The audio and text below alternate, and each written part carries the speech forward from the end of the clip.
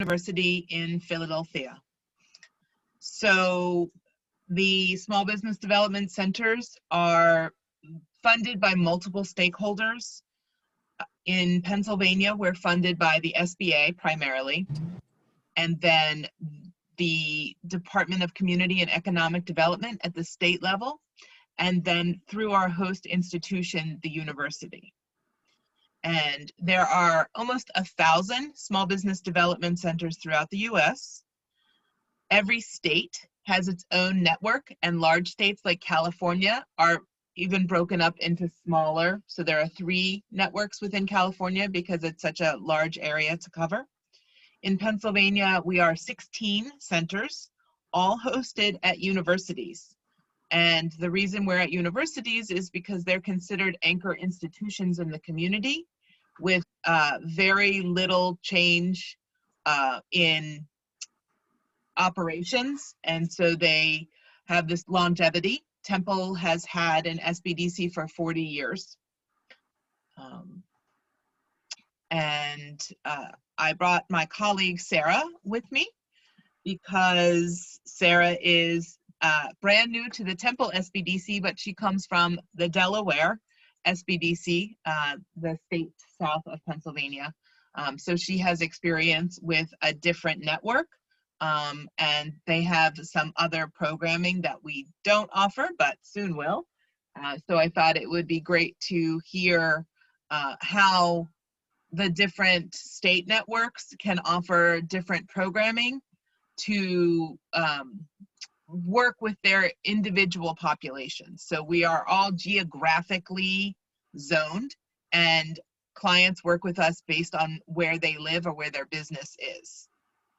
And then we also have the ability to work with alumni regardless of where they live. So anybody who went to Temple University and wants to work with our SBDC over a different one has that ability because of the close connection of being a graduate of Temple. I just shared in the chat box a translated copy of your presentation. I think you can download it from your side on the chat box, and then you are enabled to share screen. So if you like to run it from your computer, that's fine. So that way, like, you'll know the kind of the pace of the pages. And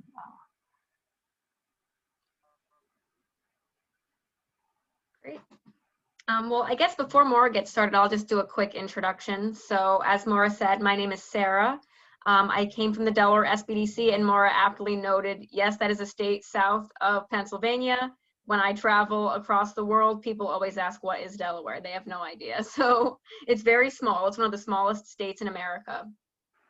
But I'm our program manager. I'll be helping businesses make sure they're digitally transformed and able to compete in a virtual marketplace. And of course, virtual today very often means international. If you're not able to compete on a global level, it's really difficult to remain relevant in the world economy at this time. So I have a huge background in international business, so I'm definitely interested to hear more about the partnerships that you have going on in Egypt. And as Maura noted, the SBDC network might have some insight into what this group is trying, this NGO is trying to do, the way we separate and segment out on a region to region basis, but make sure that there's always, a point of contact no matter where you are in the United States that can help you and, specialize in different key areas. So I hope this presentation is beneficial, and I'll let Maura take it away. Thanks, Sarah. I'm going to share my screen with the translated presentation.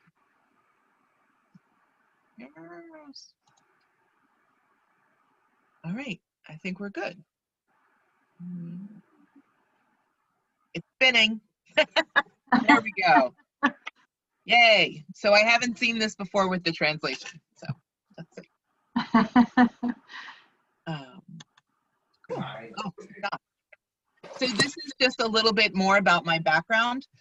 Before I came to Temple SBDC, I worked at a CDFI. So that's a nonprofit lending institution where we focus on small loans to immigrant and marginalized communities in Philadelphia. Here in Philadelphia, the gray or kind of underground economy is not so much female as it is people of color. Unfortunately, there's a lot of systemic racism built into the economic system in our large urban centers. Philadelphia is one of the 10 largest cities in the US, and unfortunately also the poorest of the large cities in the US.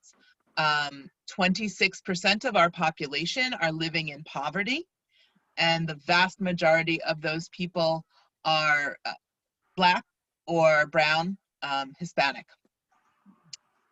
And so the nonprofit bank would make credit building loans, so that we really tried to act as a bridge to get people into traditional bank and lending relationships. So we made small loans, character-based, not based on credit score, not based on traditional bank underwriting, that would allow us to help a business owner or an entrepreneur get a little bit of capital, but really build a good history of paying back a loan. And we would have relationships with traditional lenders, and we would do like introductions and warm handoff to help those small business owners who would be, otherwise shut out of access to capital.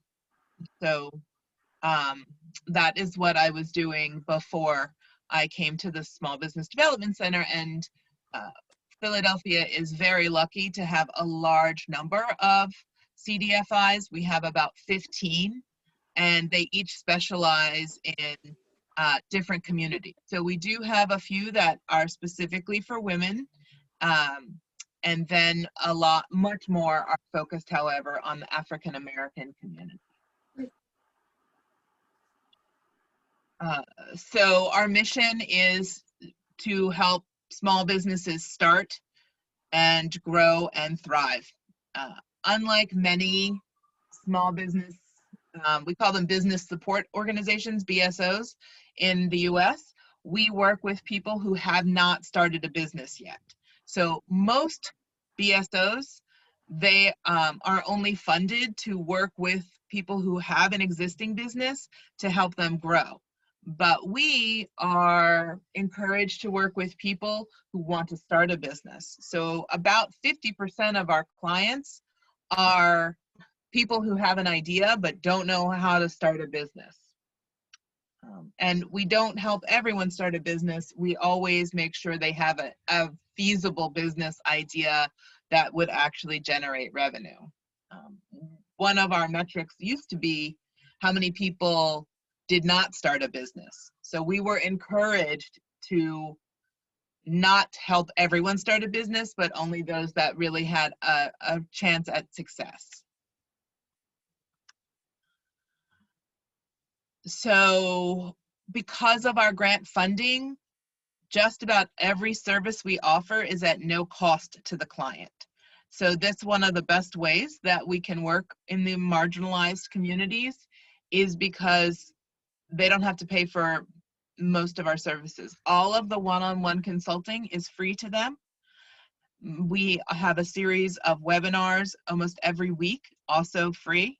There are very few things that we charge for, usually because there's some other cost to us involved, like materials, textbooks, those types of things, or we're bringing in outside experts that charge, but we always subsidize the class. So I think the most expensive course we offer is a 9-month construction management course, which allows general contractors to become licensed and bonded.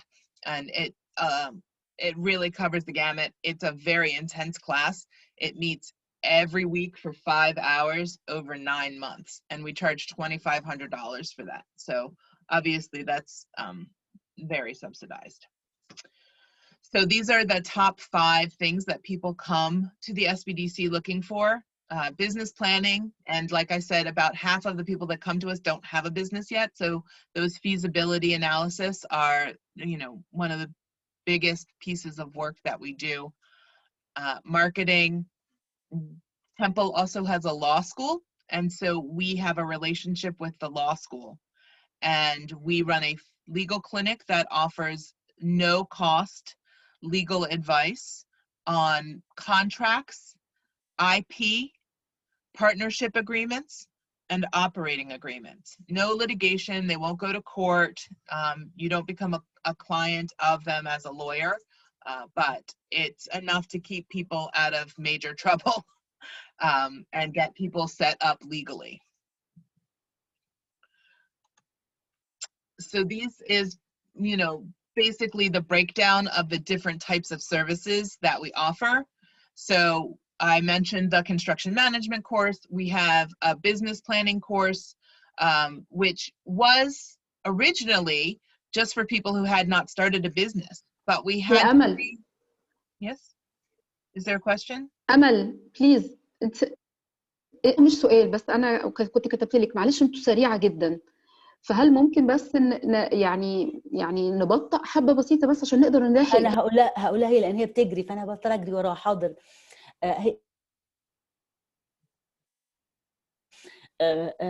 Maura, can you please slow down a little bit because they say earlier I am actually like the pace is quite fast. So can you please slow down so that I can also slow down in rotation as well? I'm sorry. No worries, dear. So here is making that request. So please try to slow down a bit. So we offer training programs. They meet once a week for multiple weeks. The business plan class, we had to redo when COVID came. So instead of being for people who had not started a business yet, we made it for everybody because COVID changed how everybody had to do business. And so we changed the class and told everybody to throw out whatever business plan they were using in February. Every small business had to redo their business plan because the world was going to be very different. All of our training right now is virtual. So everything is via Zoom. Our offices are closed and the entire staff is working from home throughout the entire network. So every SBDC in Pennsylvania is only doing virtual consulting and virtual classes. We have training events that are one-time meetings, usually between 60 and 90 minutes. And we try to schedule them during lunch times or in the evenings after normal working hours or on the weekends, because we find a lot of entrepreneurs, they have a day job. And so we're trying to reach people who are starting businesses on the side of their day job. And so they can't meet during normal business hours because they have a real job and they can't leave that. We also try to look at the business owner and their whole life. So we've been offering meditation classes and yoga classes virtually since the pandemic started because the business owners have been so stressed out and mentally they are not making good decisions and not taking care of themselves and not thinking clearly. And we felt that we could be really helpful right now to help them just calm down and breathe and not make a long-term decision based on a short-term situation. So we try to help people just cope with all of the stress of being a small business owner when the economy is shut down. The bulk of the work we do is one-on-one consulting. We have full-time staff of consultants. They all have general experience, and then each one has a specialty area.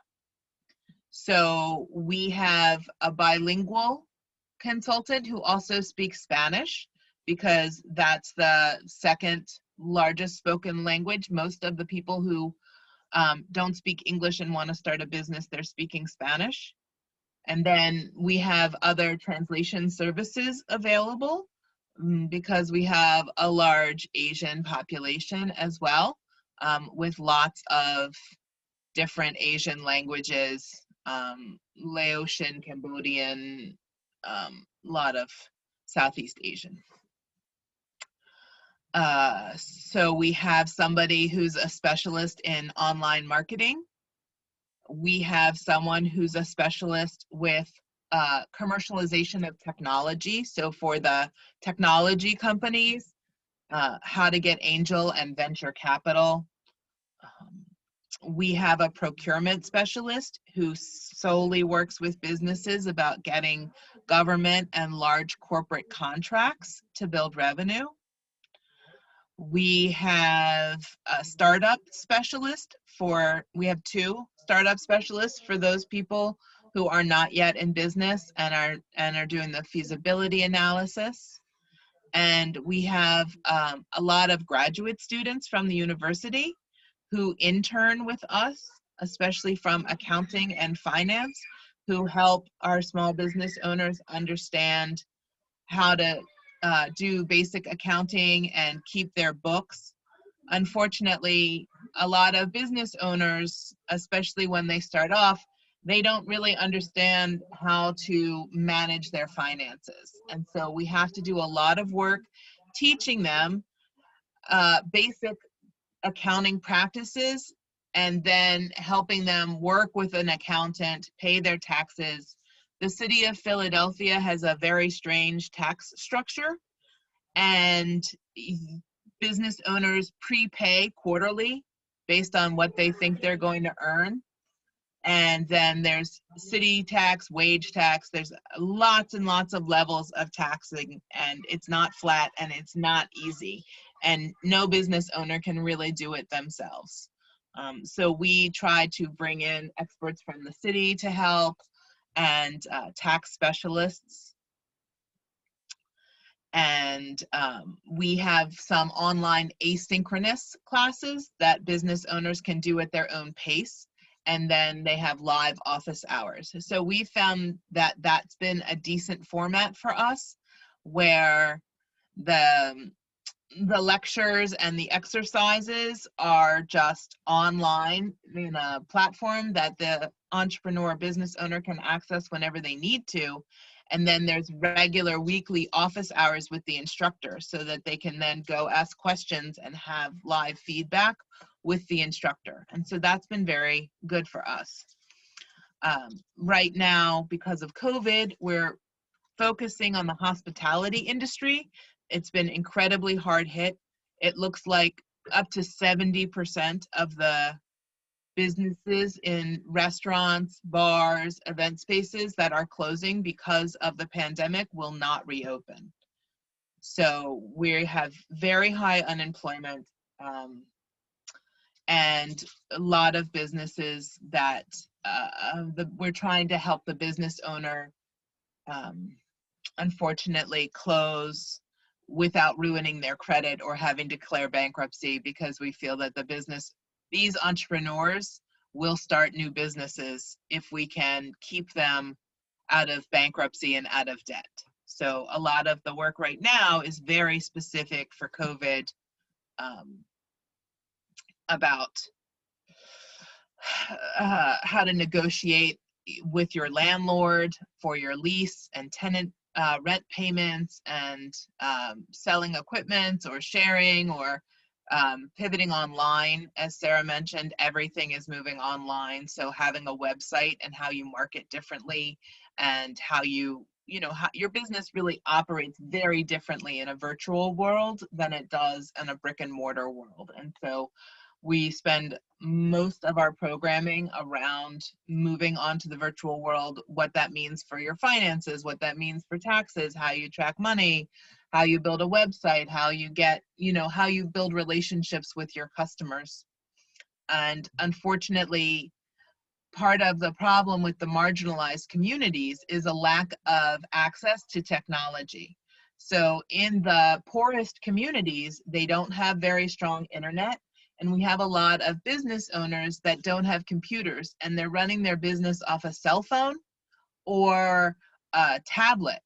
And so we've had to find platforms and ways to communicate that are really different, and ways to exchange documents that are not traditional email because they don't have a scanner or things like that, which has also been a big challenge with the government relief programs.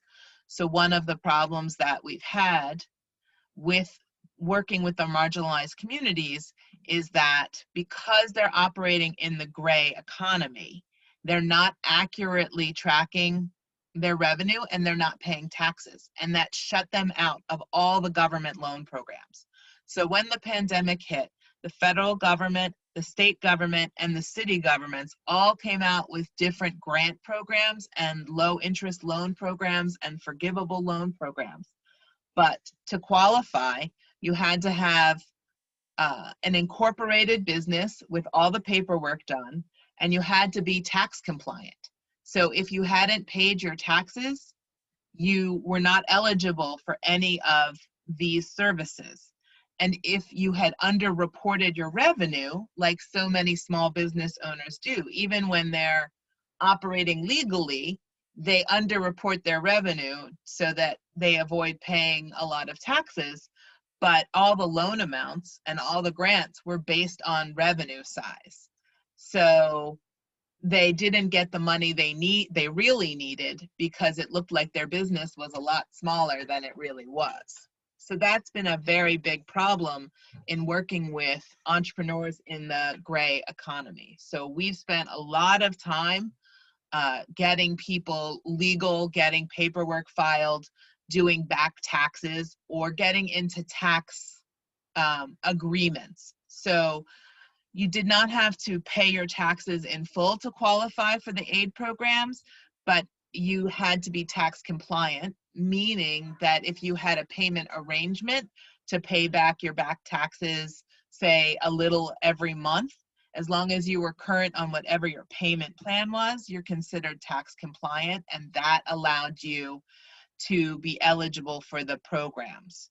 So helping people understand that they could be tax compliant just by entering the payment arrangement. So many businesses thought that they would have to pay everything they owed in one lump sum when they didn't have any money, that they thought they were going to be ineligible and there was no way to bring them into the system.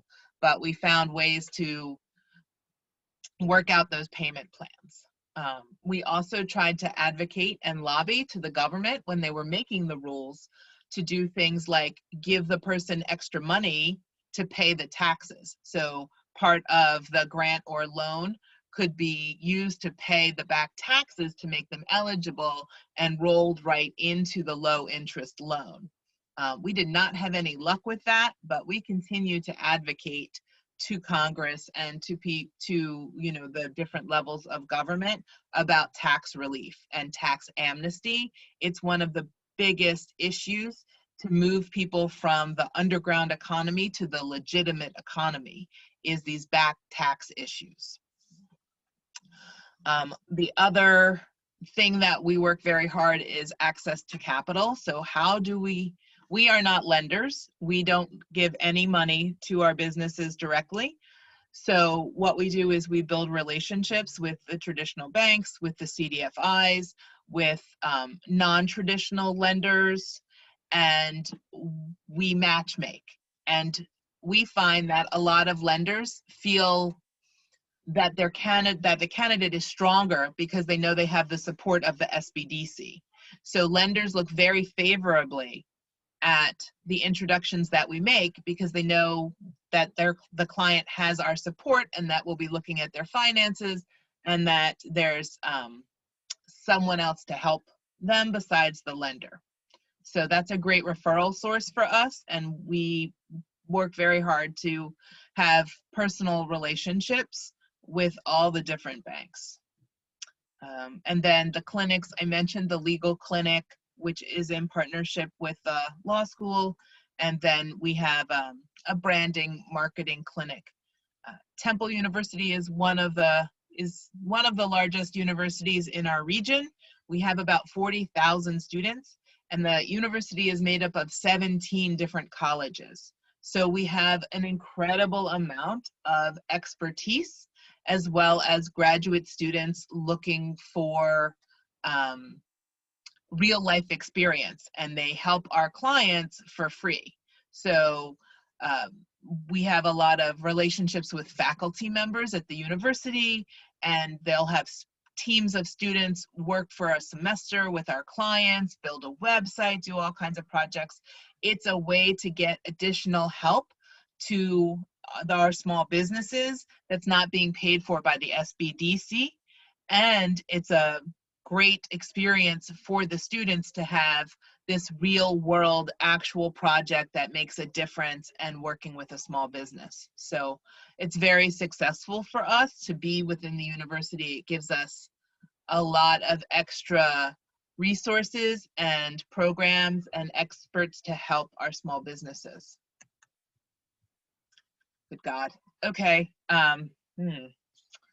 With the start of the pandemic, as I mentioned, the federal government rolled out a lot of extra money, and the SBDCs were given additional funding.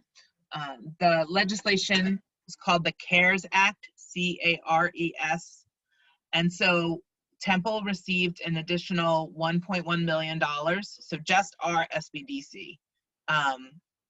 And with that money, we established 2 centers of excellence, meaning that we were creating a resource for small business that wasn't geographically determined. So in the beginning, I mentioned that there are 16 centers in Pennsylvania, and we each have a physical territory. So Temple works in 3 counties, Philadelphia, Montgomery, and Bucks, which are just it's the metro area.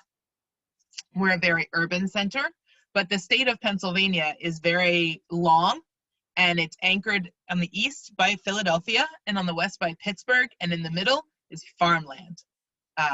Very rural, and more cows than people. Pennsylvania #1 industry is actually agriculture, which you forget about when you live in a city like Philadelphia. And one of the reasons that there are 16 centers is that the rural centers take care of a rural population, which has very different needs than the urban centers. And so usually the way it's set up is we would only work with people in our little territory. Every center has a territory. All the counties are covered. And so there's a map and everybody's carved up. These centers of excellence actually serve the entire Commonwealth. So they don't respect the geographic boundaries that normally do. So with our centers of excellence, we can work with any business in the whole state, as long as they need the expertise that we have. So our centers of excellence are in the digital transformation, which is the area that Sarah is running, and also in the hospitality. I mentioned that Philadelphia has a lot of restaurants, and that industry has been very hard hit. And so this is a list of some of the other centers and some of the other centers of excellence. So there's an agricultural center, and that's the middle of the state, Penn State, Clarion. So just another way of working together. So another way to collaborate, another way to share expertise of all the consultants. You know, I have 12 consultants. We're one of the bigger centers, and my consultants have expertise that makes sense in our urban setting. But every once in a while, we'll get an agricultural business, somebody who wants to make artisanal cheese or something, but we don't have a lot of experience in the agriculture businesses, but now we can share the expertise and at Scranton University or Penn State. So it's a better way to support the clients. So this is just about the digital transformation. It's been very, very challenging coordinating. We found a lot of businesses didn't even have an email address. If they were, you know, the service industry, brick and mortar, barbershops, stylists, you know, just these like individual small businesses, they run on Facebook or texting.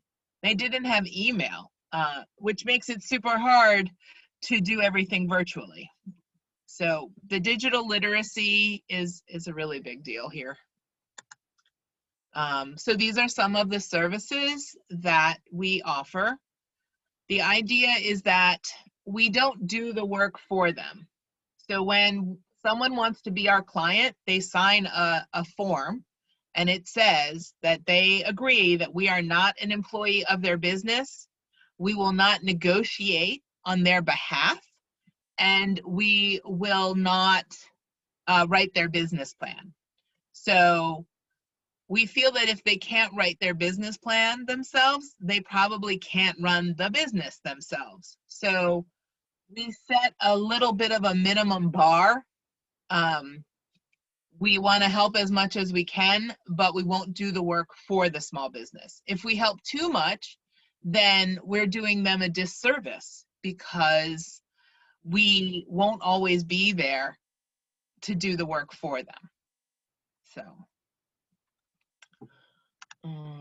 yep. And then the other center, so we have the Center for Digital Transformation, the Center for Hospitality Resilience, which we started in partnership with faculty. Again, so much changing going on. The poor restaurants, the government lets them open a little more, shuts them all down. It's just been terrible here with COVID, and the numbers are climbing and very bad.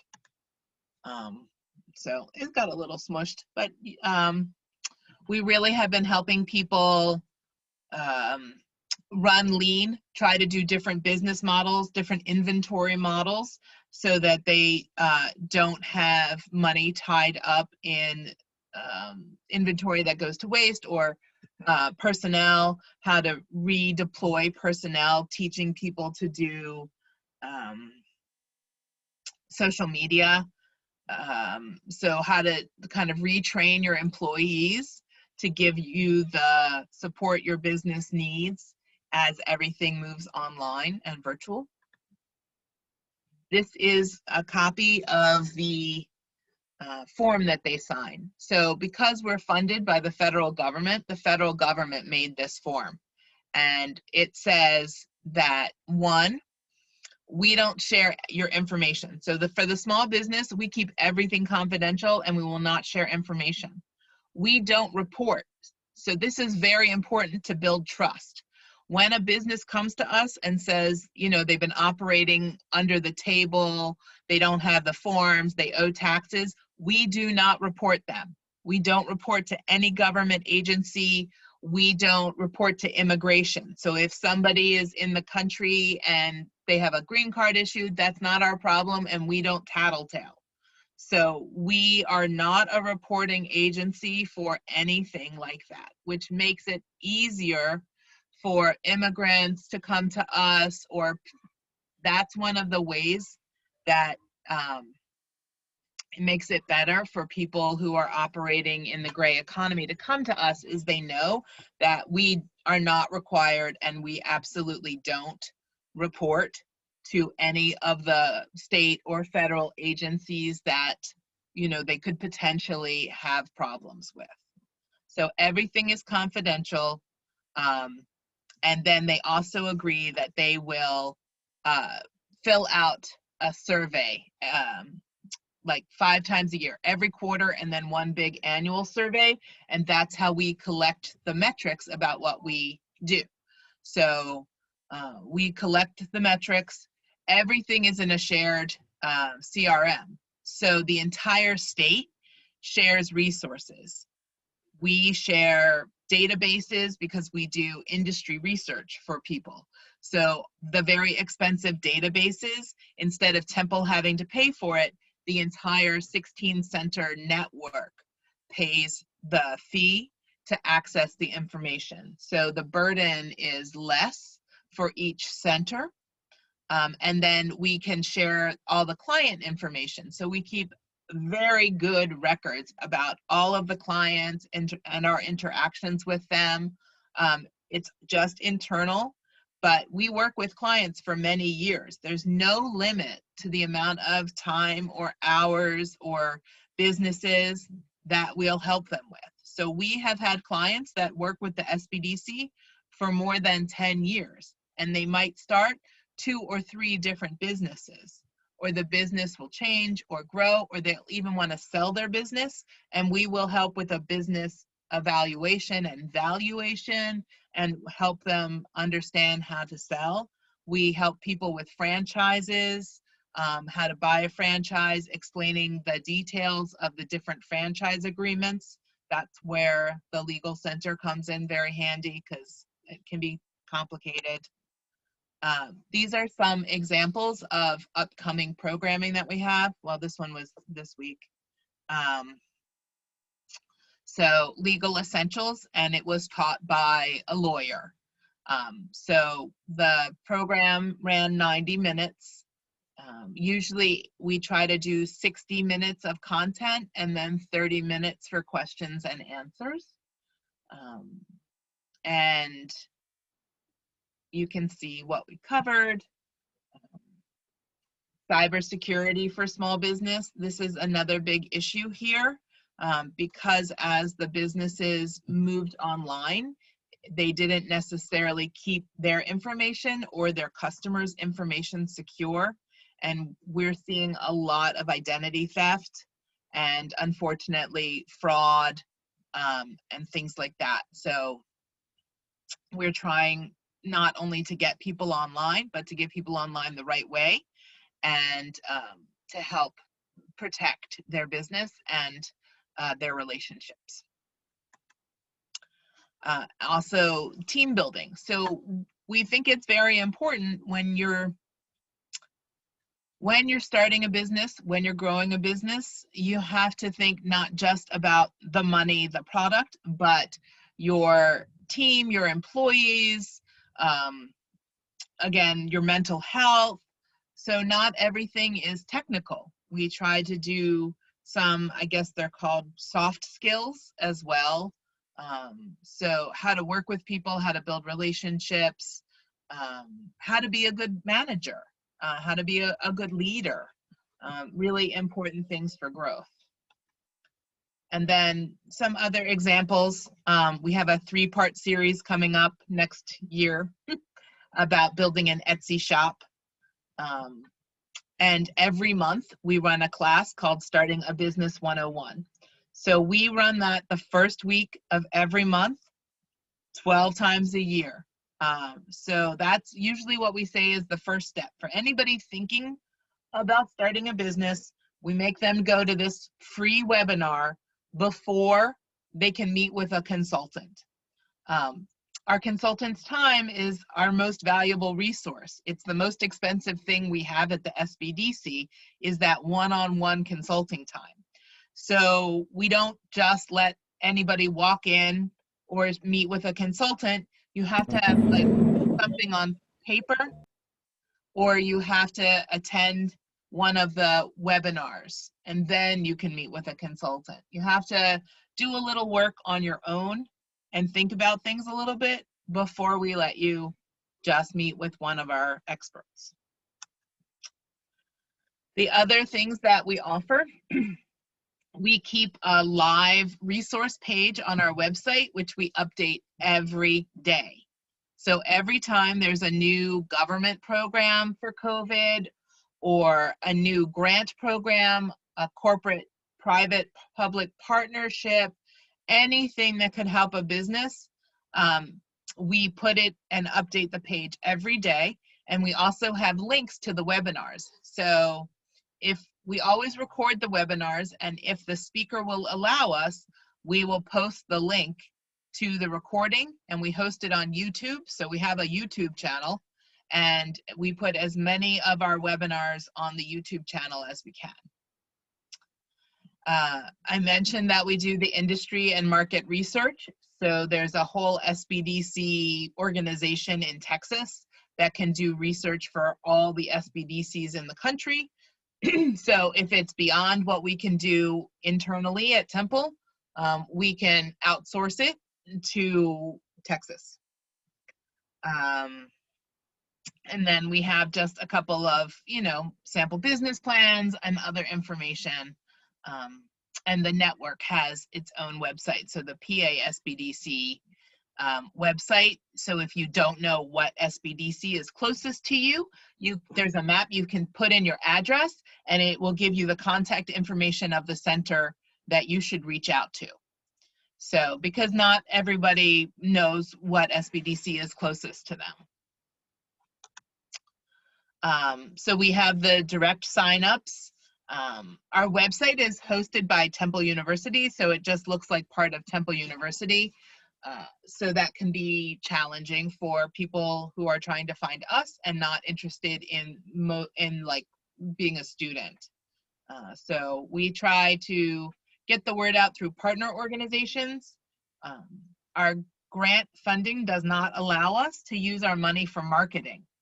So people find out about us through word of mouth and partnership referrals because we don't spend any advertising money. They don't let us. So, but we saw at Temple almost 1,600 people last year, and we helped those businesses access over $25 million in capital. And it's a great investment in the community for the anchor institutions, for the city and state that fund us. When you think about how much money we return, the businesses return into the economy, it makes sense for the government to fund us. The other thing that is a little weird is that we cannot work with nonprofits. So because we're funded by taxpayer dollars, we can only work with for-profit organizations that pay taxes because that's where the money to do the work comes from. So that's who can take advantage of our services. So if somebody comes to us and they want to start a nonprofit, we have to send them to a different organization. We're not allowed to assist with nonprofits. And that is the end of my presentation.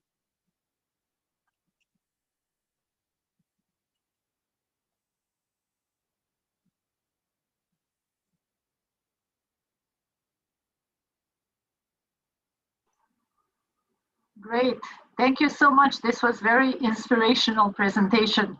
And I think it had a lot of interesting information and kind of, it was so comprehensive about all the different components of how, you know, what's necessary to really support small business activities.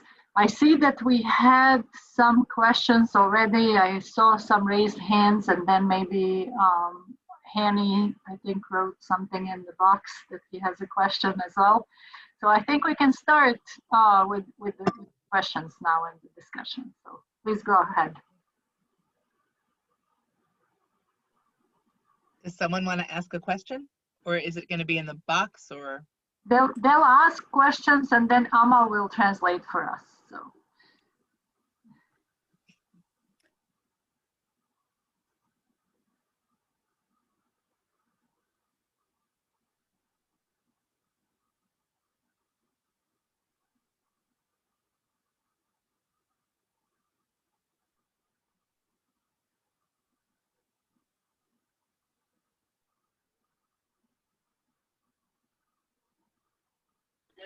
هاني عامل ميوت. We might have some technical difficulties, it seems.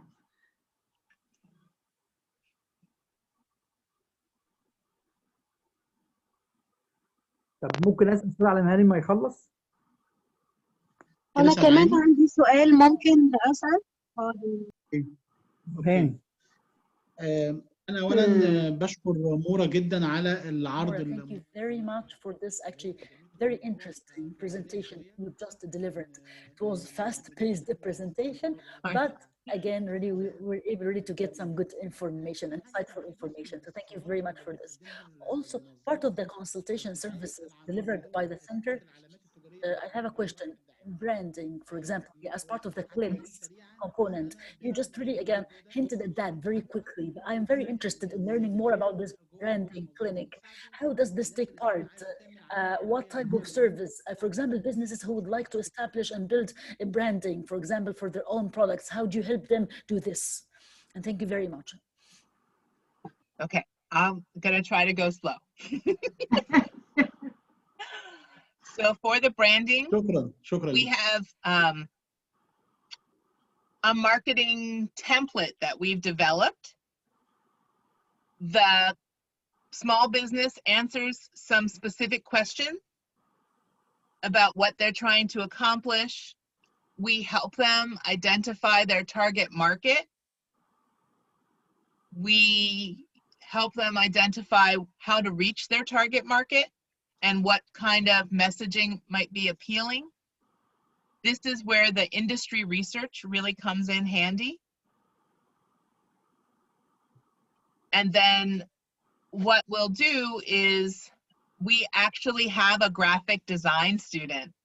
We will help with low cost creation of a logo, of design work, at, you know, incredibly affordable prices. Like $50 for logo creation instead of working with a huge company and paying hundreds of dollars. And then specifically in the food industry, because we're working so much in the restaurant, we have been helping the restaurant owner and the chefs pivot from an experience to a product. So we have businesses, we've had very good success with an Asian, like a Chinese restaurant, and now the chef is making hot sauces and bottling them. And so we have classes about package branding, how to break into the supermarket industry.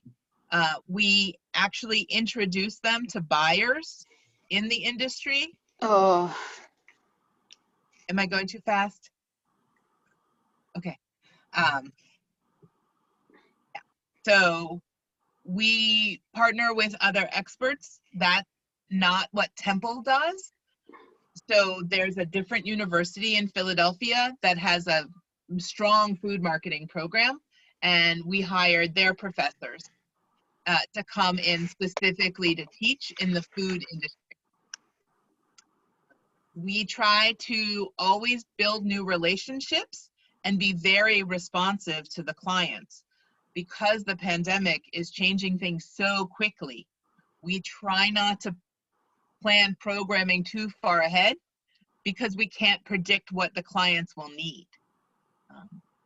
We, back in March and April, designed some programming that we thought clients would need right now, but they're not even open.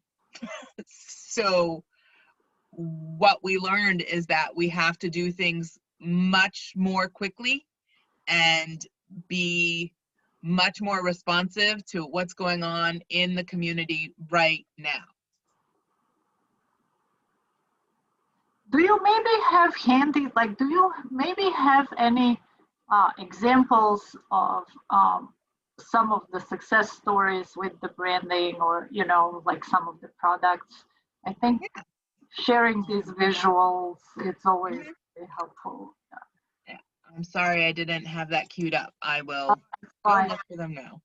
Hold on. If you have them on your computer and if you might share, is that okay, Hanny? Would that be helpful to see? Yeah. We actually wrote an article that's published in a European journal about some of our طبعا success. يعني ممكن لو ده متاح ممكن يعني تعمله يعني او تبعته. Yes, if available already here, if we have certain already visual presentations kind of here, that will be helpful. You can share with this with us also via email.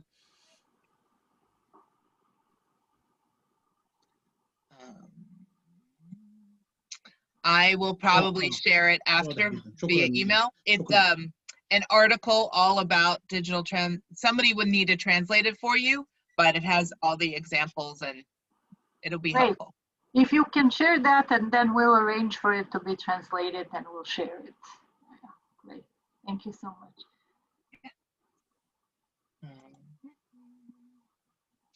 What else can I help with?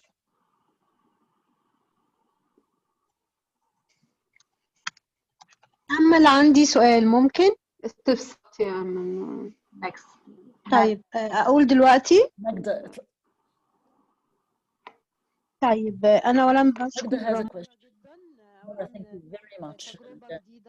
A new experience, a new kind of experience with universities, and having such really also university sponsored or university supported small business development centers. That's a new idea, a great idea. A lot of questions. You talked really about a number also of small business development centers supporting rural areas, supporting villages and rural areas. Do you have an idea about how many or how percentage or the proportion of women involved in agriculture, or the agricultural sector in and also that's one question here. So another question here has to do with the legal, for example, here basis, for example, or legal essentials. In Egypt, for example, here you cannot really charge taxes unless there is some formal or formalized business. How about the case in your situation? Of course, there's a lot of common issues. Informal sector is a problem. The gray sector, as you put it, is problematic, and we would like again to help them make the shift from the informal sector into the formal sector here, so people can have all the paperwork fulfilled and completed. That they have to have, for example, some business premises. They have to be paying the taxes, and so I would like to learn more about these issues and the legal consultations, the legal advice you provide. لو هم هيعملوا legal advice.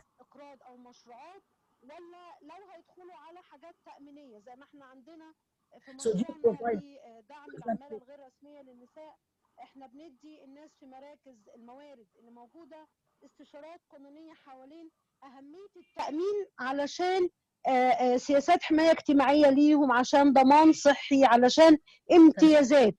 تمام. So what type also of legal advice do you provide also more? Do you provide just legal advice around the businesses, starting businesses, or do you provide also legal advice around, for example, the fact that there has to be, for example, some social security protection schemes set up as part of those businesses? Like, because in Egypt, again, we pay a lot of attention to the social protection schemes and the social protection systems for the small businesses and also for the personnel or the employees working for those small businesses. So those are the main two questions. Women, again, employed in the agricultural sector, involved in the agricultural sector, and also like the legal advice and some information about the legal consultation you provide. Okay, so the legal one is easier.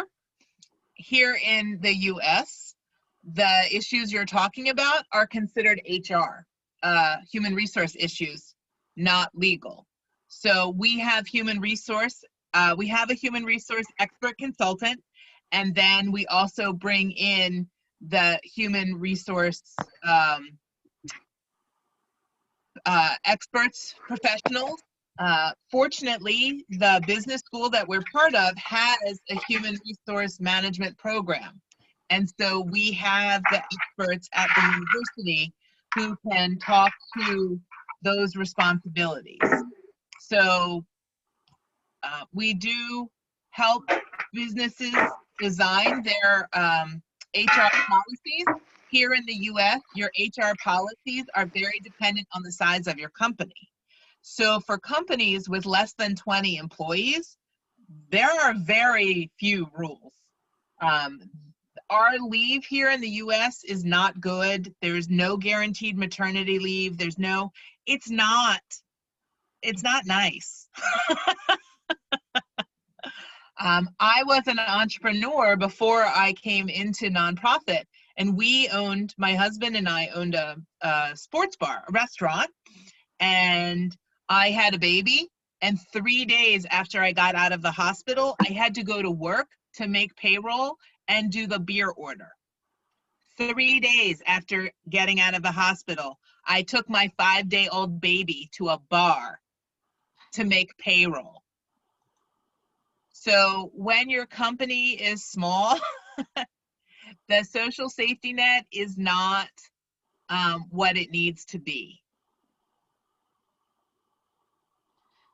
Are there any efforts to like join these small businesses together and kind of have some group insurance, you know, for them, or, you know, are there initiatives like that? Trade associations work very well. They're not government agencies, but what we see are industry organizations, especially for like artists or nonprofits, where there'll be an umbrella company and you can buy insurance for yourself, but insurance doesn't cover things like maternity leave. That would still be the business. So I had good insurance and I didn't have to pay $30,000 to have a baby, but I didn't get any paid time off. So I had to work. That's actually why we decided to sell the business, because I was 40 and had a baby and I was tired.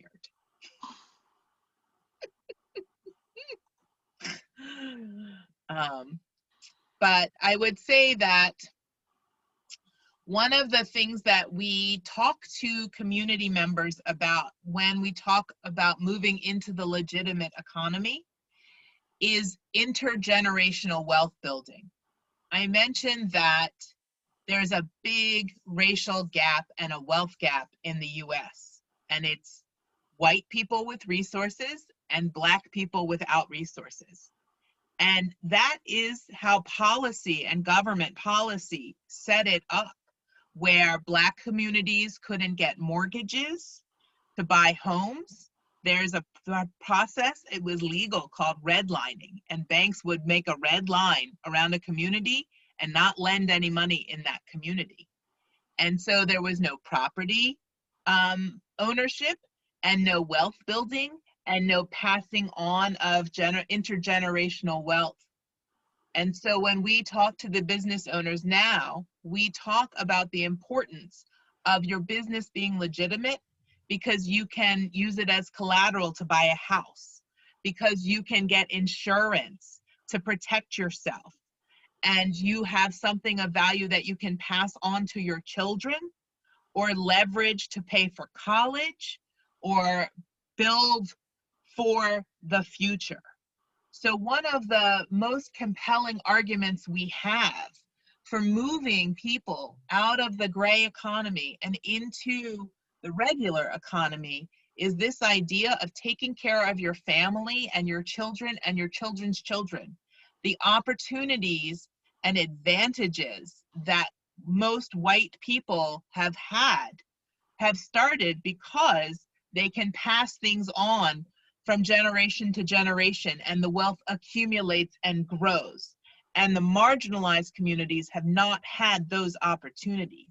And that's what we're really looking to change. These are very hard conversations to have, and it brings up a whole lot of trust issues and government and institutional problems. And, you know, part of the social injustice that goes on in America, it is economic. And it's a whole holistic system. So you can't just talk about how to start a business, because the people can't get access to capital. So they, Black business owners and brown business owners, their businesses don't grow as fast and they don't grow as large, because when they start their business, They can't borrow money from their friends and family because their friends and family don't have any money. And they can't get the loan size they need from the bank because they don't have the collateral or the history of business. And so it starts off slower, it starts off smaller, it can't grow as fast, and it doesn't grow as big. And that is one of the biggest challenges for small businesses in marginalized communities. Even the legitimate businesses cannot get the assistance they need. And they don't need a lot of technical assistance. I think that there are a lot of misconceptions that because they don't have money, they're not sophisticated. They're very sophisticated and very smart. They just need money and resources. And they need to be treated like they're smart, and they just need money. So it's a big social problem here. I think I got on my soapbox and I may not have answered your question. I'm so sorry. No, but this is good. Actually, I just want to kind of get the attention of our colleagues in Egypt that this is, again, the issue of owning property, owning real estate, owning land is really an important factor when we are talking about helping people kind of transfer from informality to formality. And this came up in one of the previous meetings that we had, and I just kind of want to underline the importance again of kind of including that, maybe the support for that in the strategies for helping marginalized groups. So I remember the other question was female. And so this is CEOSS. CEOSS is the database where all of our client information goes, and it's shared in the entire Pennsylvania network. So no peeking, no sharing or saying anything. Where's my dashboard? Oh, here. So I can show you. We track all of the clients, these are our metrics. So this is what our funders want to see. So last year, this is what Temple did, and this is what the entire network did. So last year, the entire network helped start 649 businesses in Pennsylvania. And we supported 78,000 jobs. So jobs supported is a combination of jobs created and jobs retained. We worked with 13,000 clients. We helped people secure more than $302 million in the state. And legislative letters, because our funding comes from the government, we always ask our clients if they're happy with us to please write a letter to their representative saying, this was great, please keep funding them, because our funding comes every year, not in big chunks, so there's no guarantees, and our programming changes year by year based on how much money we get. Right now, because of the pandemic and the extra federal money, we can offer a lot of programming.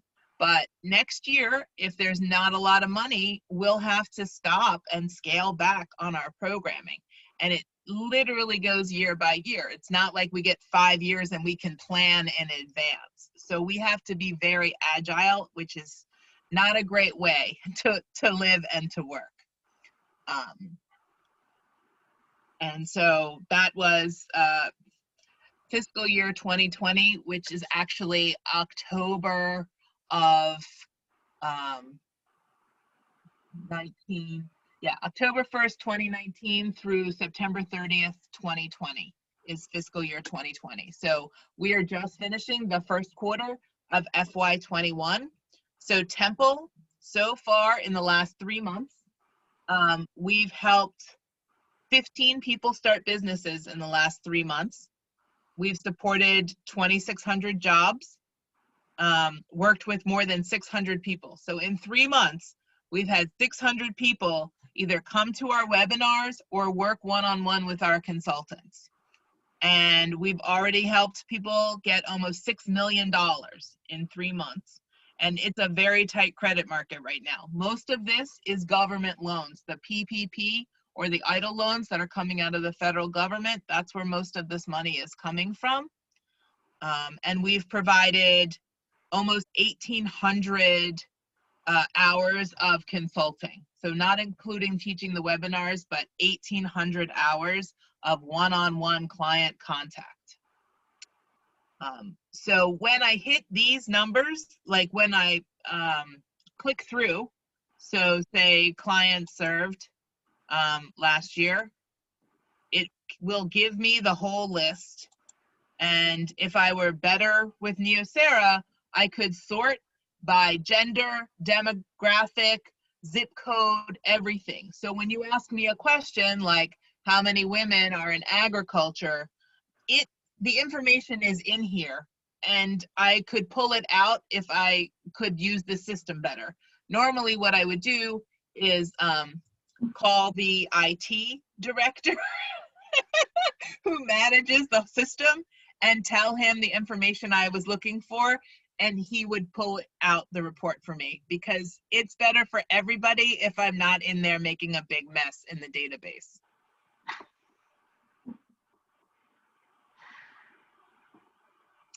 Yep, Sarah, that's how it works.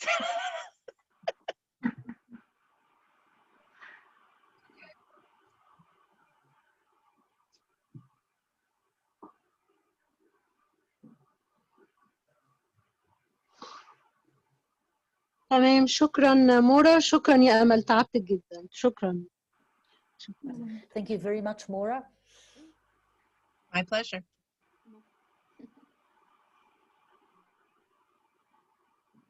Okay, I think أسأل يا أمل. طبعا. عندي سؤال يا أمل. اتفضلي يا منير، اتفضلي.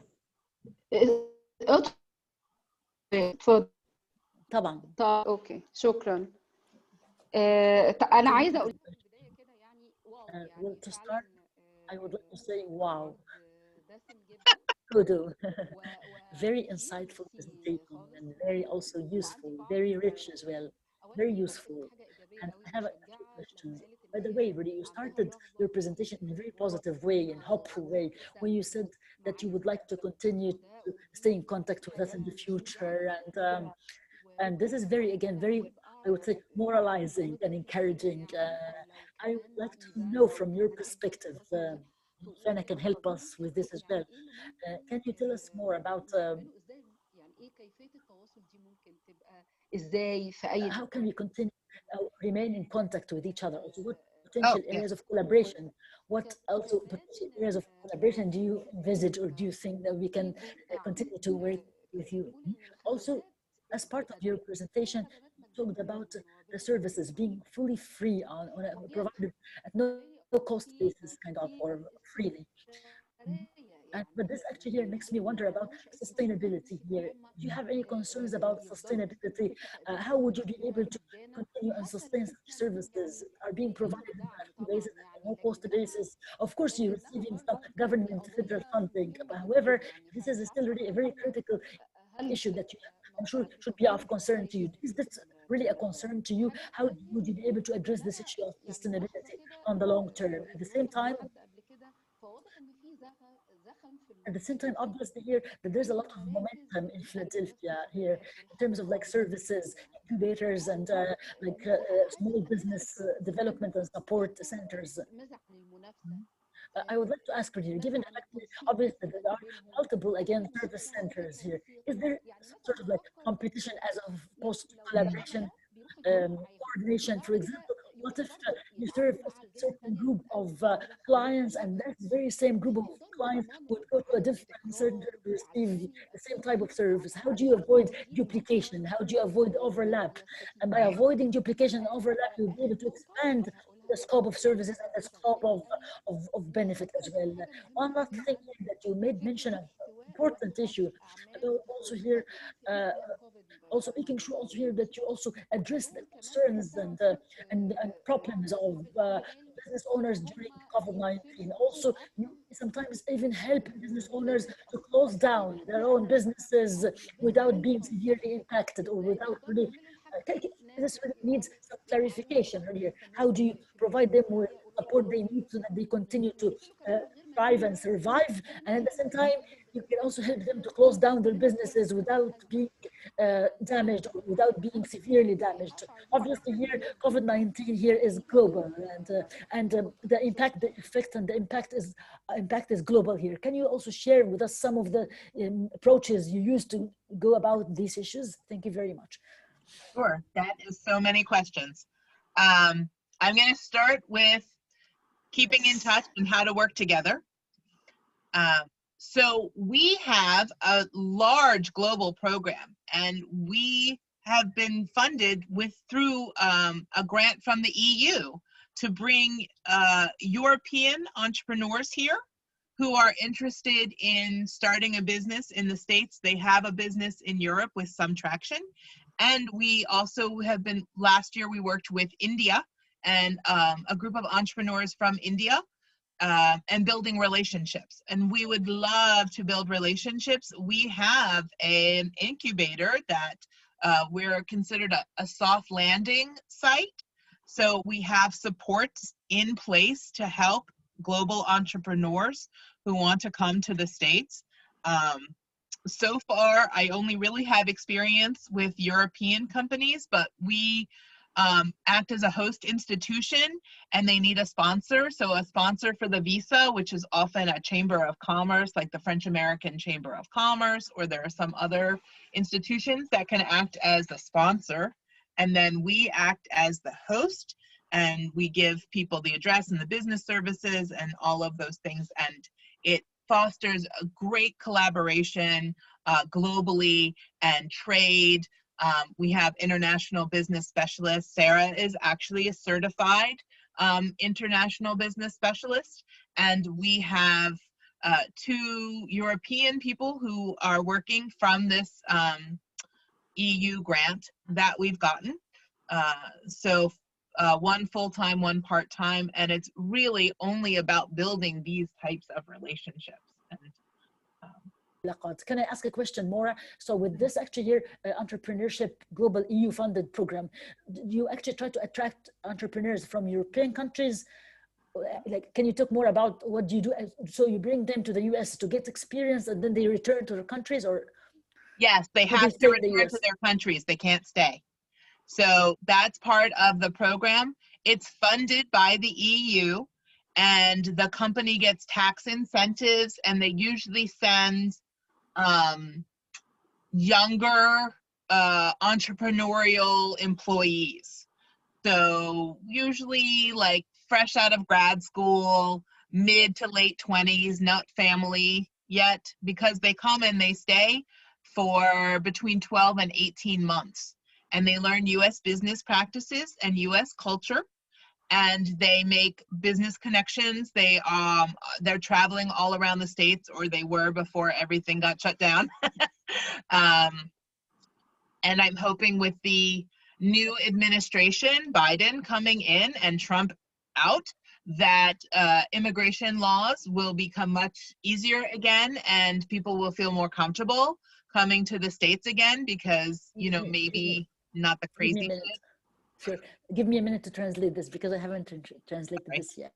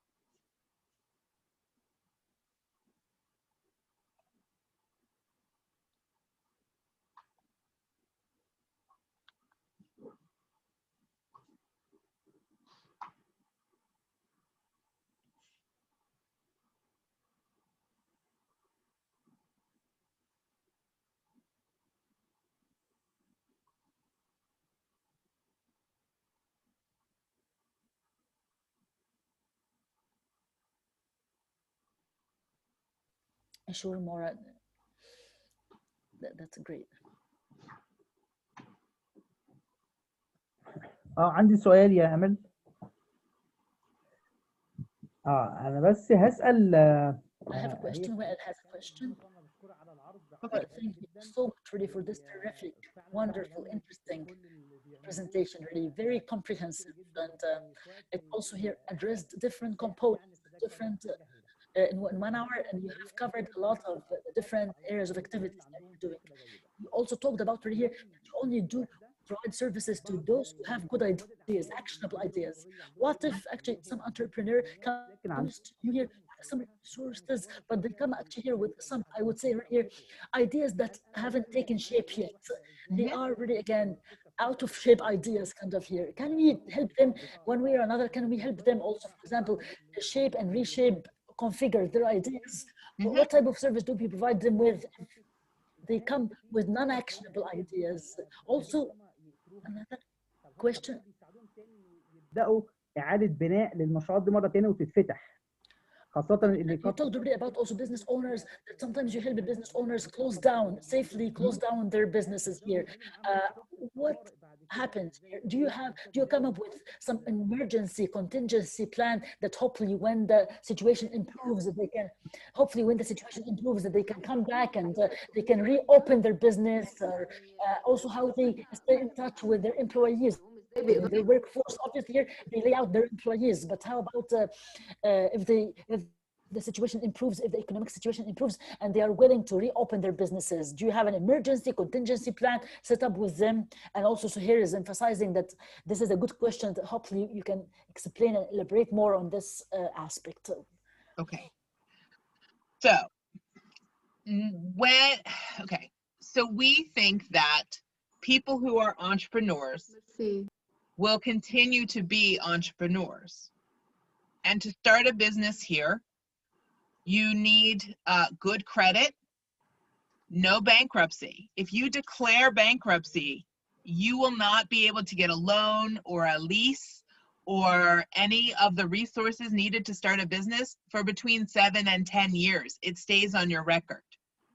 So the number one thing we try to do is help people avoid having to file for bankruptcy. So our legal clinic will look over leases and vendor agreements and advise on negotiating payment arrangements with landlords or vendors so that the business owner can pay their debts in a way that won't force them to declare bankruptcy. We're seeing some landlords who are very willing to negotiate, and they're actually changing the lease amount to equal the percentage that the government allows the business to be open.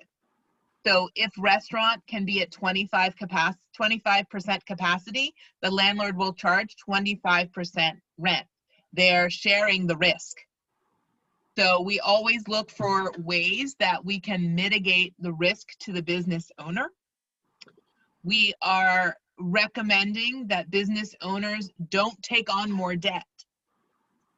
Working with entrepreneurs is so rewarding, but so challenging because they're so passionate about their business. Sometimes they make decisions with their heart instead of their head.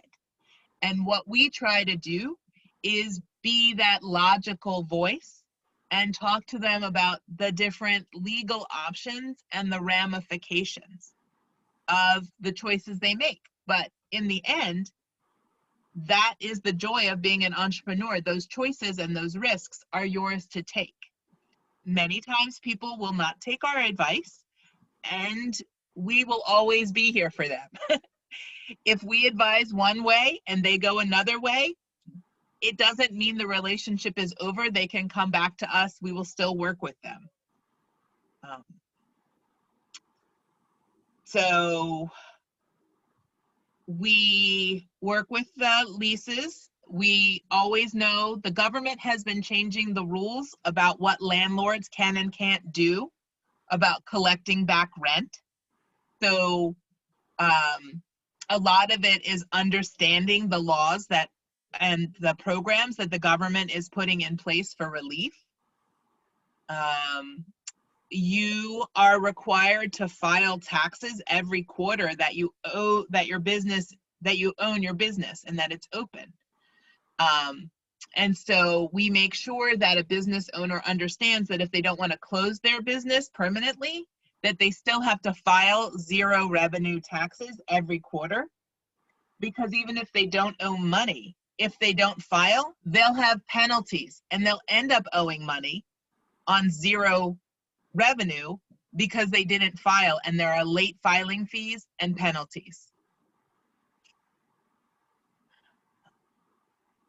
So it's really about being a credible source of information, because there are so many programs and the changes happen so fast. And so we bring in the human resource experts to talk about the proper way, the difference between laying off your employees and furloughing your employees, and what your legal responsibilities are to your employees. Unfortunately, many businesses were closed so long that the employees went and got other jobs. And when the employee didn't have another job, if an employee was collecting unemployment and was, didn't want to come back to work, if they were offered work and didn't take it, it disqualified them for unemployment. And so there was a lot of kind of behind the scenes negotiation. Sorry, Maura, let me explain this unemployment assistance. Yeah.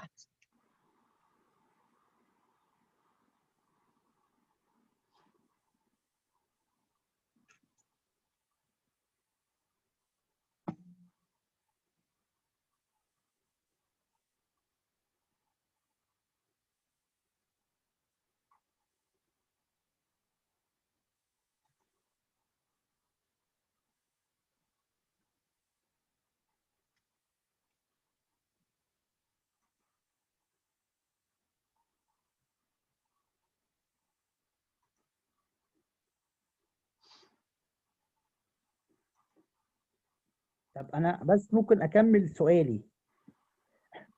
انا دلوقتي المشروع او صاحب مشروع قفل عشان جائحة كورونا والمشاكل اللي حصلت والازمة اللي حصلت. انا فرضا انا كوحدة عملت معاه has closed down because of COVID-19, and I came up with some exit strategy or some emergency strategy. And then after a while here, they have been able to recover. انا بس مش عيني ان المشروع يفتح، انا عيني المشروع يفتح ويكبر ويرجع تاني يشتغل، لكن العماله اللي موجوده انا بقى بحط مع صاحب المشروع دوت خطه زمنيه انه يعيد تاني العماله اللي هو مشاها، ولا خلاص بقى بيبدا يجيب ناس تاني وده هيكلفه تاني تدريبات وبناء قدرات للعماله ديت. ممتاز، تمام. So again, really, a business owner who actually made the choice, the decision that they would be closing down their business, and they have laid off all their personnel or their employees, and of course you've provided them with all the help they need to be able to close down and to phase out in such a way. But now, what if they decide really to come back and they will be able to recover from that situation? Do you also provide them with any assistance in terms of also recovering their employees as well? In other words, hiring back their employees, or so are they put under any obligation that they have to hire back the same employees, or can they go and hire some new employees? And if they hire some new staff, for example here, excuse me, do they have to go through the same process of personnel development, of staff capacity development, training? Can you explain more about this? Sure. So they are under no obligation to rehire the same employees. Many of the government loan programs were based on the number of employees, but not the specific employees. So if you were a business that had 10 employees, you still needed to have 10 employees to have like your loan forgiven by the government, but it didn't have to be the same 10 employees, and they didn't have to be doing the same jobs. Because imagine that you own a restaurant and 8 of your employees are servers, but now you can't open your restaurant. But if you employ those people and you have 2 people doing social media and you have other people acting as delivery drivers, and then you have, you know, they can be different positions. The most important thing is that your payroll cost was around the same amount and you still had the same amount of employees. But they didn't have to be the same people and they didn't have to do the same work or the same job title, because the government understands that so many businesses had to pivot. And that's the other thing that we've seen is we have clients that, you know, they were manufacturing one thing, but they switched to making PPE or so actually we have some clients that are doing better because of the pandemic, because they were able to pivot. Contact tracing has become a really big deal during the pandemic.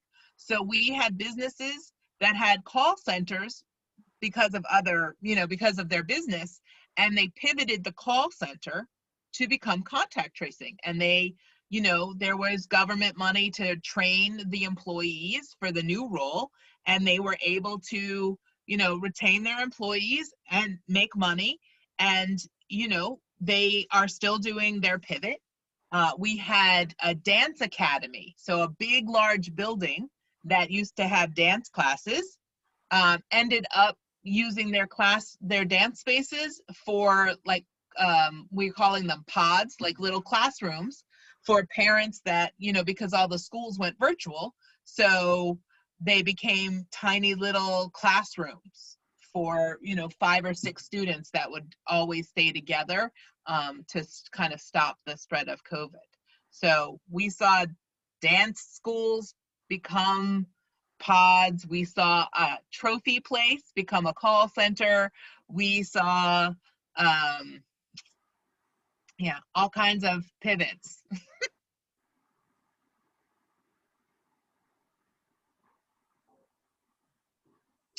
But sometimes when a business pivots and they're not going to go back, they actually still need to refile new paperwork, because in America, when you register your business, you register what your business does, and it's assigned a what's called a NAICS code, which is what the government uses to understand the industry you're in. So it's like there's all these 5-digit codes. And so if you were making a big pivot, and you would still actually probably start a new business, you would need new insurance. You would need, you know, different, it would be a different legal structure. You might do things differently.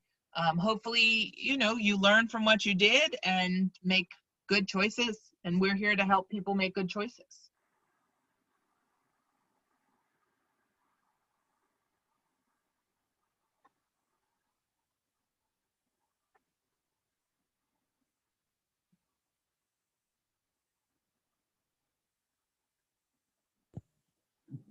يا امل تمام تمام شكرا.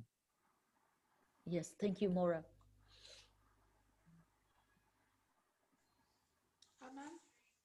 ايوه اتفضلي فرح. انا سوزي.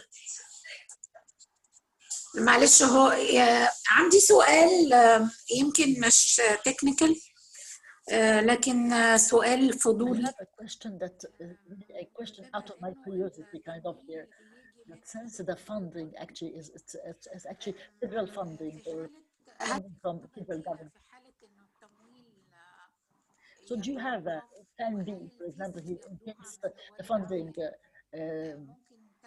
ceases to exist, for example? So do you have a plan B, an alternative plan really here in case this funding actually stops to come or ceases to be injected? And also, do you collect any fees, even if like minimal fees from the clients that can help you also sustain your activity and sustain your work? So it's something that I think about. يعني The amount يستدعي ان نفكر فعلا في ان يكون في خطه بديله. ده امر يستدعي التفكير. اسفه. but the SBA has made a big commitment to this program, and it's more than 40 years old that it's always been funded by the federal government through very conservative administrations, through very liberal administrations. There's always been this program. And because we're funded from 3 or 4 different sources at the federal level, at the state level, from the university, from, you know, we can get, like we have an EU grant, there are other grant sources. We try, just like we would recommend to any business, to diversify our revenue streams. So we have income coming in from multiple grant sources, which is still dangerous. And we do charge small amounts of money for our programming, and we are allowed to keep that. And it's program income.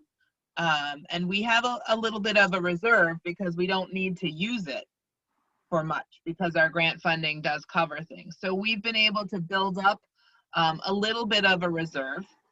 And additionally, because we have the incubator space, we charge rent to those clients. So we do have a revenue source through the incubator.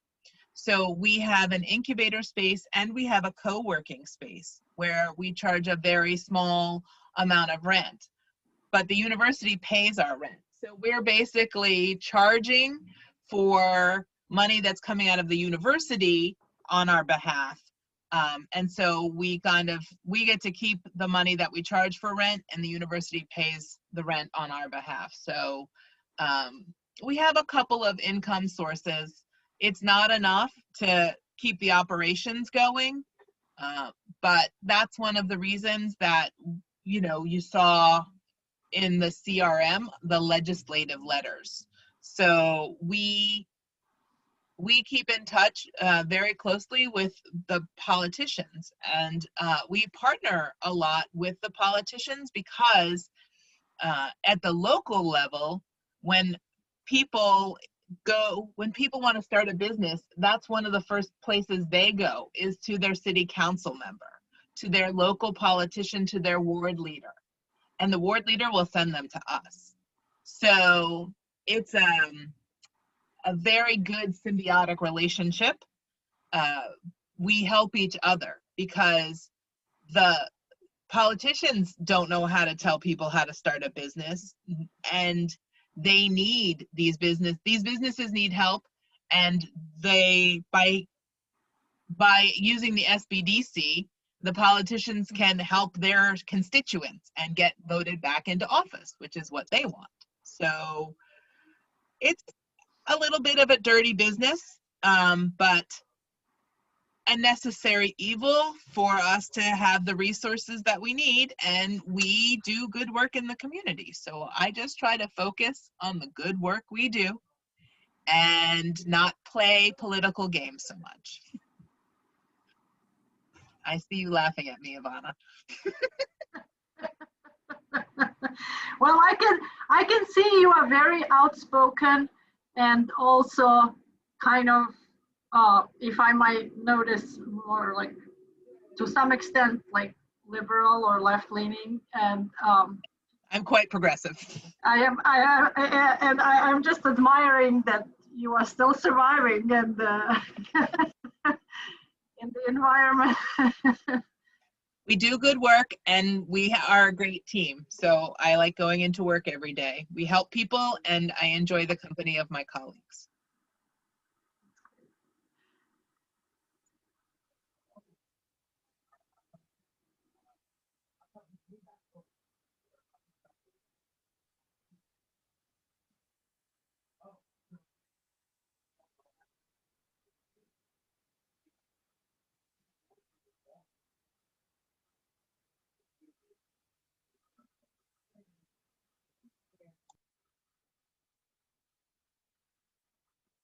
There's also a question in the chat box from Marianne. Will Marianne actually is asking actually if you have certain also like internal regulations or certain bylaws, for example, if you have also manuals, operations manuals or manuals that use in delivering services, if these are available, can you share them with? Can you share these with them? Also, what systems do you use to monitor and keep track of the business owners, and also what indicators do you have in place to make sure that they continue also to grow in their capital and also provide jobs and create jobs for their employees or for potential employees? So we rely on a lot of self-reporting. So when the client registers with us and they sign that agreement that was part of my presentation, we don't act as their employee. We won't do the work for them. And everything is free of, all the one-on-one is free of charge. But in exchange, they need to fill out a quarterly survey. And those quarterly surveys are how we capture our metrics. So we ask them, did you get a loan? Usually we help them get the loans, so we know. And many times we know that they got the loan, the confirmation comes from the bank. So the lender will email us and say, we got, you know, $1 million loan for your client or something like that. So we hear it from the client, we hear it from the lender. Sometimes we see things in the paper. They get a lot of press. We just had a tech company do a venture capital round and get $2.5 million. And we heard about it in the newspaper. We saw it in the newspaper before they told us because they're busy. So sometimes we find things out in the newspaper.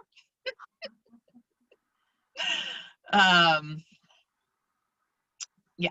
And we keep so the record continues year after year after year. So it doesn't stop. The records I show you go back, you know, a decade.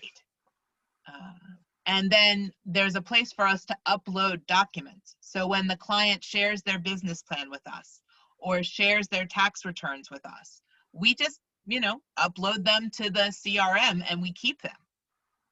So we keep all the correspondence. We email right through that system and the emails come back in. I mean, these are very, very intense records. All the communication, all the training programs, all the surveys, all of the milestones, it's all collected in Neosera. So one repository has all the information. It even keeps track of the consultants. So if you look, I have an account under my name and it has my resume, it has my signing the conflict of interest and the forms. It has a copy of my job description that I was hired on and what my roles would be. And that's in the CRM for every single employee. And my professional development plan. We're required to have 40 hours of professional development every year. And 75% of that must be directly related to our role at the SBDC. So I'm guaranteed to have 30 hours every year. And usually we get a lot more than that between the national conferences. I've spoken at the last 2 national conferences about our global incubator. It's pretty new, kind of unique program in the network. And then the other 25% of my professional development, I can choose something that interests me. So lately it's been, you know, data stuff. I'm in the process of working on my PhD in political science. So my personal professional development has been, you know, better ways to collect data and do research, because I want to tell the story of the work we do with the clients, and that is a lot of the work I'm doing for my doctorate is around the outcomes and how policy outcomes drive economic outcomes, which is, you heard You heard a lot of me on that one.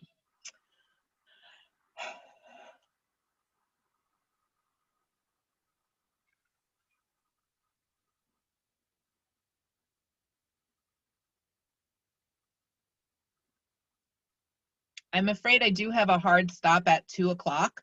So I know that doesn't leave us a lot of time. I don't know if there's anything pressing you would like to know from, you know, me or Sarah, who's sat here. Sorry, Sarah.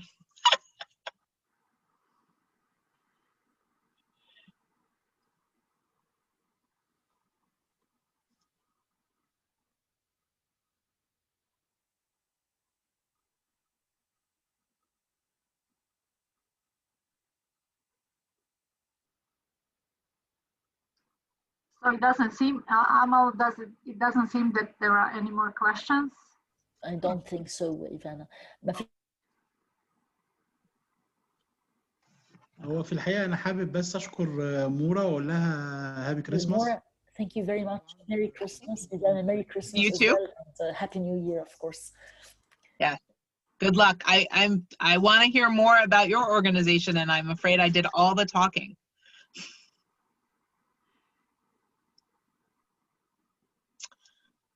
Maybe Herman can set up another meeting.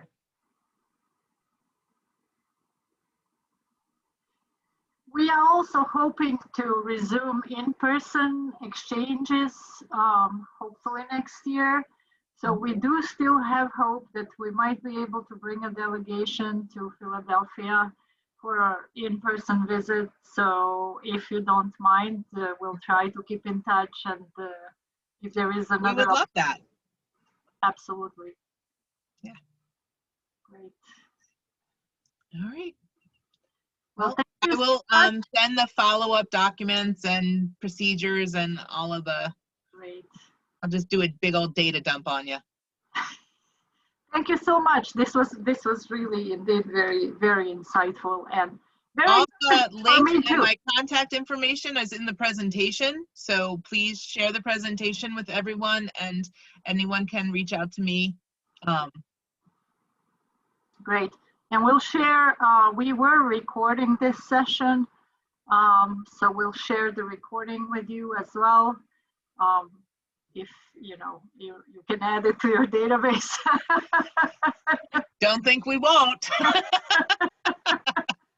And we'll do a little bit of like a Facebook blurb about the event, and if you guys have a Facebook page or any social media, we'll try to tag you.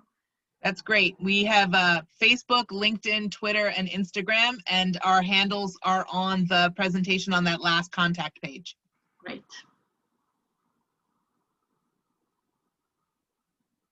So then we can encourage our colleagues in CEOSS to also follow you on Facebook and kind of see your announcements, and that's also a good insight into what you do on a daily basis, right? And feel free to connect with me on LinkedIn, because I always post where I'll be speaking, or the partnership engagements that we're doing, and that type of work, which doesn't always make it onto the other channels. Great. We'll try to keep connected. We do facilitate a lot of kind of entrepreneurship support, exchange programs, trainings, experience sharing, and so on. So who knows, maybe this is a seed that might grow into something bigger in the future. Maybe we'll be able to invite you to Egypt. I accept. Wonderful. It's set then. Yes, it's set. As Great. soon as the world is a safe place again. We hope so too. Well, that said, thank you everybody for today's time. We are doing this for the applause for our speakers. So thank you for the great presentation. Thank you for everybody attending from Egypt. Again, huge thank you for Amal. Is doing a heroic job with the translation. And she's been with us for many days, and she's translating the presentations very quickly as well. So we do really appreciate it. Thank you so much. Delighted and pleased. Delighted and pleased. Thank you very much for having me. Such really an exceptional opportunity. All right, you guys, and if you have any questions, we'll share anything that Maura sends us document-wise, information-wise, and then also if there are any follow-up questions or if you need our help in getting the contact information, let me know and I'll be happy to facilitate that further. And with that, everybody stay healthy and safe. Yes. Few more months and hopefully we'll be out of the danger zone. All right. Thank you so much. Bye. Have a nice day and You Bye-bye. too. Happy holidays. باي Thank you. باي Thank you. للجميع. bye bye. باي باي شكرا. باي باي Night. باي باي باي. Bye. Thank you. باي باي. Thank you.